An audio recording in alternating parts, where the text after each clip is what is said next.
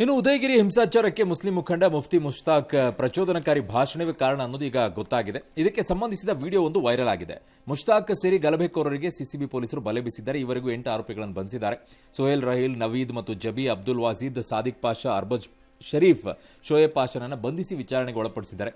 ಇನ್ನಷ್ಟು ಆರೋಪಿಗಳ ಪತ್ತೆಗೆ ಬಲೆ ಬೀಸಿದ್ದಾರಂತೆ. ಈ ಮಧ್ಯೆ ಮೈಸೂರು ಪೊಲೀಸರ ಪರ ಡಿಸಿಎಂ ಬ್ಯಾಟ್ ಬೀಸಿದ್ದಾರೆ. ಪೊಲೀಸರು ಸಮಯೋಚಿತವಾಗಿ ಕೆಲಸ ಮಾಡಿದರೆ ಪೊಲೀಸರದ್ದು ಯಾವ ತಪ್ಪು ಇಲ್ಲ ಅಂತ ಅವರು ಕೂಡ ಮಾತನಾಡಿದ್ದಾರೆ. ಇನ್ನೊಂದು ಕಡೆಗೆ ಲಕ್ಷ್ಮಣ್ ಅವರು ಮಾತನಾಡಿದ್ರಲ್ಲ, ಆ ವಿಚಾರದಲ್ಲಿ ದೂರು ದಾಖಲಾಗಿದೆ. ಪೊಲೀಸ್ ಅಧಿಕಾರಿಗಳು ಬಹಳ ಚೆನ್ನಾಗಿ ಕಂಟ್ರೋಲ್ ಮಾಡಿದ್ದಾರೆ. ಯಾರೇ ತಪ್ಪು ಮಾಡಿದ್ರು ತಪ್ಪು ಕಾನೂನು ರೀತಿಯ ಕ್ರಮ ಕೈಗೊಳ್ತಾರೆ. ನನಗೆ ಯಾರೇನು ಬಳಸಿದಾರೋ ಗೊತ್ತಿಲ್ಲ. ನಮ್ಮ ಪೊಲೀಸ್ ಪುತ್ರರಾಜಿಗೆ ನೋಡಿದೆ, ಅವ್ರ ಕಾಲಿಗೂ ಏಟಾಗಿದೆ. ನಾನು as A deputy chief minister ನಾನು ಇಲ್ಲೇ ಬಂದು ಇದೇ ಭೂಮಿಲಿ ಮಾತಾಡ್ತಾ ಇದ್ದೀನಲ್ಲ, ನನಗಿನ್ನ ಅಥಾರಿಟಿ ಯಾರು ಬೇಕು? I am there. ವೈಫಲ್ಯ ಇಲ್ಲ. ಅವನನ್ನು ಕರ್ಕೊಂಡು ಬಂದಿದ್ದಾರೆ ಅಂತೇಳಿ ಅವರು ನಮಗೆ ಅವನ್ನ ಹ್ಯಾಂಡ್ ಓವರ್ ಮಾಡಿ ನಾವು ಬುದ್ಧಿ ಕಲಿಸ್ತೀವಿ ಅಂತ ಹೇಳಿದ್ರೆ ಅದು ಕಾನೂನು ಅವ್ರ ಕೈ ಕೊಡೋಕ್ಕಾಗುತ್ತಾ? ಅವ್ರ ಸರ್ಕಾರ ಇದ್ದಾಗ ಇವಾಗಿರ್ಲಿಲ್ವ ಈ ಥರ? ಅವ್ರ ಸರ್ಕಾರ ಇದ್ದಾಗ ಎಷ್ಟು ಕೇಸ್ಗಳು ಈ ರೀತಿ ಆಗಿದ್ದಾವೆ ಅದನ್ನು ಹೇಳೋಣಂತೆ. ಯಾವ ಸರ್ಕಾರ ಪೊಲೀಸರನ್ನ ಇಟ್ಕೊಂಡು ಅಧಿಕಾರವನ್ನ ನಡೆಸ್ತಾ ಇದೆ, ಅದೇ ಪೊಲೀಸರನ್ನ ನಾಲಾಯಕ್ಗಳು ಅಂತ ಹೇಳಿರುವಂತದ್ದು ಒಬ್ಬ ಕ್ಯಾಬಿನೆಟ್ ಮಂತ್ರಿ. ಪೊಲೀಸರ ಆತ್ಮಸ್ಥೈರ್ಯ ಎಲ್ಲಿ ಉಳಿತೈತೆ? ಪೊಲೀಸರು ಯಾರಿಗೋಸ್ಕರ ಕೆಲಸ ಮಾಡಬೇಕು? ಅಟ್ಯಾಕ್ ಡಿ.ಕೆ. ಶಿವಕುಮಾರ್ ಅವರು ಹೇಳ್ತಿದ್ದಾರೆ ಪೊಲೀಸರು. ಅದಕ್ಕೆ ನಾನು ಡೀಟೇಲ್ ಹೇಳ್ತೀನಿ, ಹೇಳೋಷ್ಟು ಇದಾವೆ ಹೇಳ್ತೀನಿ. ಅವ್ರು ಇನ್ನೂ ಸ್ಟಡಿಲಿದ್ದಾರೆ, ಆಮೇಲೆ ಹೇಳ್ತಾರೆ. ಹೇಳುವಾಗ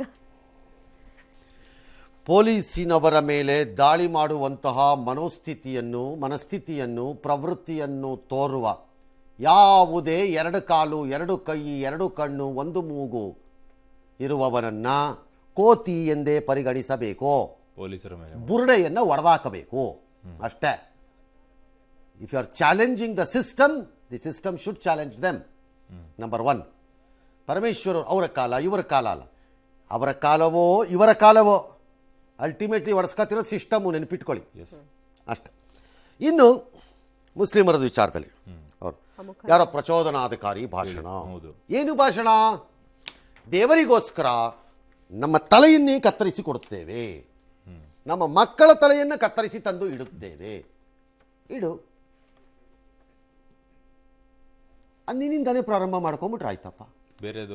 ಬೇರೆಯವ್ರ ಮಕ್ಕಳನ್ನ ಯಾಕಪ್ಪ ಬಲಿಪಶು ಮಾಡಬೇಕು? ನಿನ್ನ ಮಕ್ಕಳಿಂದಾನೇ ಸ್ಟಾರ್ಟ್ ಮಾಡ್ಕೊ. ಇದ್ರೆ ನಂಗೆ ಗೊತ್ತಿಲ್ಲ ಅವ್ರಿಗೆ ಮದುವೆ ಆಗಿದೆಯೋ ಇಲ್ವೋ ಅಂತ. ನಿಮ್ಮ ಮಕ್ಕಳಿಂದಾನೇ ಮಾಡು. ಬೇರೆಯವ್ರಿಗೆ ಬುರುಡೆ ಬಿಟ್ಬಿಟ್ಟು ರೈಲ್ ಹತ್ತಿಸ್ಬಿಟ್ಟು ಕರ್ಕೊಂಡೋಗ್ಬಿಟ್ಟು ಬಾವಿಗೆ ತಳ್ಳಿಬಿಟ್ಟು ಮಜಾ ನೋಡೋ ಗಿರಾಕಿ ನೀನು. ನಿನ್ನ ಮಕ್ಕಳಿಂದಾನೇ ಮಾಡಪ್ಪ. ಬೇಡ, ನಿನ್ನ ತಲೆಯಿಂದಾನೇ ಮಾಡು. ಯಾರು ಬೇಡ ಅಂದವರು? ಮಕ್ಕಳೇ ಹಾಕ್ಬೇಕು. ತೆಗೆದುಕೊಳ್ಳಿ ನನ್ನ ತಲೆಯನ್ನು ಅಂತ ಕತ್ತರಿಸ್ಕೊಂಡು ತಗೊಂಡು ಪೊಲೀಸ್ ಸ್ಟೇಷನ್ ಮುಂದೆ ಇಟ್ಕೊ, ಅಲ್ಲೇ ಬೀಳಿಸ್ಬಿಡಪ್ಪ. ಯಾರಪ್ಪ ಬೇಡ ಅಂದಿರೋರು? ಈ ಥರದ್ದು ಬುರುಡೆ ಭಾಷಣಗಳಿಂದಾನೇ ಇದೆಲ್ಲ ಆಗ್ತಾ ಇರೋದು. ಈ ಬುರುಡೆ ಭಾಷಣ ಬಿಡೋ ಗಿರಾಕಿಗಳಿಗೆ ಫಸ್ಟ್ ಹದ್ದುಬಸ್ತು ತಂದರೆ ಎಲ್ಲ ಕಂಟ್ರೋಲ್ಗೆ ಬರುತ್ತೆ. ಈ ರಾಜಕಾರಣ ನಾಯಕರುಗಳೆಲ್ಲ ಮಾತಿನ ದಟ್ ಇಸ್ ದಿ ಪ್ರಾಬ್ಲಮ್. ಮಾತಿನ ವೀರರಾಗ್ಬಿಟ್ಟಿದ್ದಾರೆ. That is the problem. ಇಲ್ದಿದ್ರೆ ಎಲ್ಲ ಸರಿ ಹೋಗ್ತಿತ್ತು. ಯಾಕೆ? ತಲೆ ಕತ್ತರಿಸ್ಬಿಟ್ಟು ಬಿಟ್ಬಿಡ್ತಾರಂತೆ. ಬಿಟ್ಬಿಡ್ತಾರೆ ಮಕ್ಕಳದ್ದು ತಲೆ ಕತ್ತರಿಸಿ ಕೊಟ್ಬಿಡ್ತಾರಂತೆ. ಯಾಕೆ ಕೊಡಬೇಕು? ಯಾವ ದೇವರು ಕೇಳಿದಾನೆ? ಯಾವ ದೇವರು ಕೇಳಿದಾನೆ ರೀ ಭಾಷಣ ಮಾಡಿದವ್ರು ಗಿರಾಕಿ? ಬನ್ರಿ ಇಲ್ಲಿ ಕೇಳ್ತೀನಿ, ಎಲ್ಲಿದೆಯಪ್ಪ ಕುರಾನ್ನಲ್ಲಿ ತಂದು ನಿನ್ನ ತಲೆಯನ್ನು ನನಗೆ ಕೊಡುವಂತ ಎಲ್ಲಿದೆಯಪ್ಪ? ಎಲ್ಲಿ ಯಾವ ಭಾಗದಲ್ಲಿದೆ ಹೇಳ್ರಪ್ಪ ನೋಡೋಣ.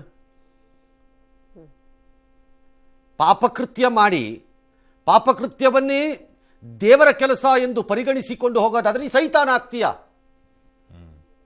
ನೀನೇನು ದೇವ್ರ ಮಗ ಆಗ್ತೀಯ? ಅಲ್ಲಿ ಎಲ್ಲಿದೆ ತೋರಿಸ್ರಪ್ಪ ನೋಡೋಣ. ಅಡ್ಡಂ ಬಡ್ಡೆ ಓದ್ಕೊಂಡಿರೋ ಗಿರಾಕಿಗಳೆಲ್ಲ ಬಂದು ರೋಡ್ ಸೈಡಲ್ಲಿ ಭಾಷಣ ಮಾಡಿದ್ರೆ ಹಿಂಗೆ ಆಗೋದು. ಎಸ್, ಒಂದು ವಿರಾಮ ತಗೊಂಡ್ಬಿಡ್ತೀವಿ ಸರ್. ಪೊಲೀಸ್ನವರು ಅಷ್ಟೇ.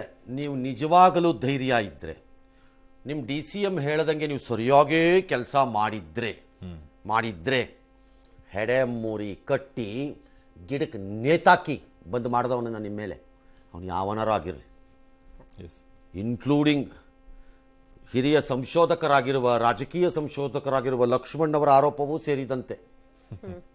ಅವರ ಸಂಶೋಧನೆ ಅಪಾರವಾದದ್ದು.